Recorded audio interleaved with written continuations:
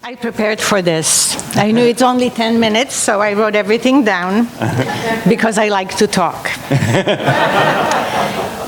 And I love talking about my escape. As a matter of fact, I'm going to do a little show and tell.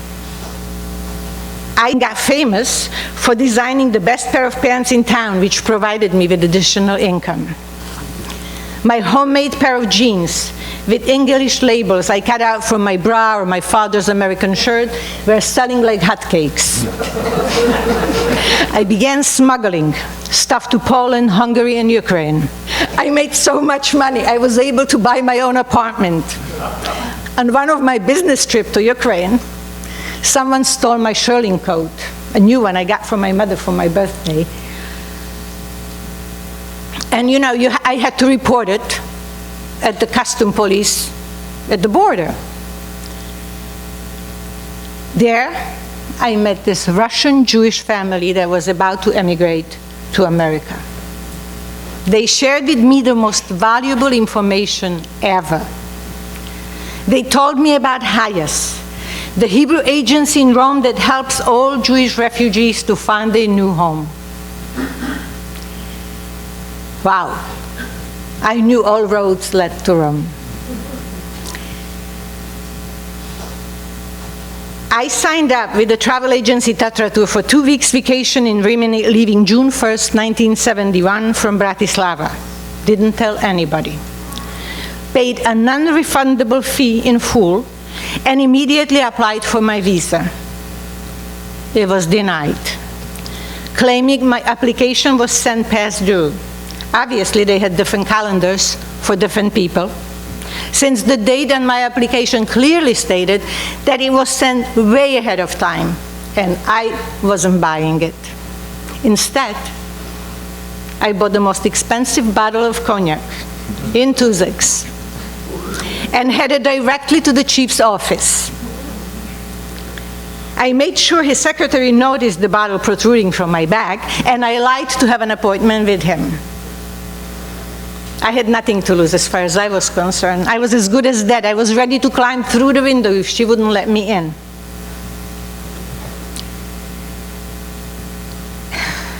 He pulled out a file and he told me about my first attempted escape 5 years ago, about our family in Chicago and in Israel. I then mustered up the courage, and I went on saying the only reason you don't let me go is because I'm Jewish. Isn't that enough how my mother suffered in the hands of Nazis? Why do I have to suffer here? Why? It's long after the war. I told him about my apartment, my job, my boss, and I even made up a boyfriend out of my girlfriend's brother, a future husband. I reassured him I had no intention to stay in Italy. And they issued me visa right there on the spot. A few days later, I was sitting on a bus en route Rimini via Austria, scared stiff. Luckily, everything went well, and for the first time in my life, at the age of 25, I saw a billboard with no communist propaganda on it. Wow. Everything seemed so different, and I began to smell the freedom. I will never forget that scent. As the youngest in a group, they assigned me to share a room with 2 middle-aged women, and I could swear if not both of them, one at least was working for the secret police. From the post office in Rimini, I called Giancarlo, a friend in Rome, whom I met a year before in Budapest, and we stayed in touch. By then in fluent Italian, I suggested he should come to visit me. That day, my knees were shaking. I just packed few bare necessities, my passport, into a small bag as not to attract any attention. This is the bag. And the passport is inside. I had to bring it. It's 37-year-old. I don't own nothing that's more than 2 years.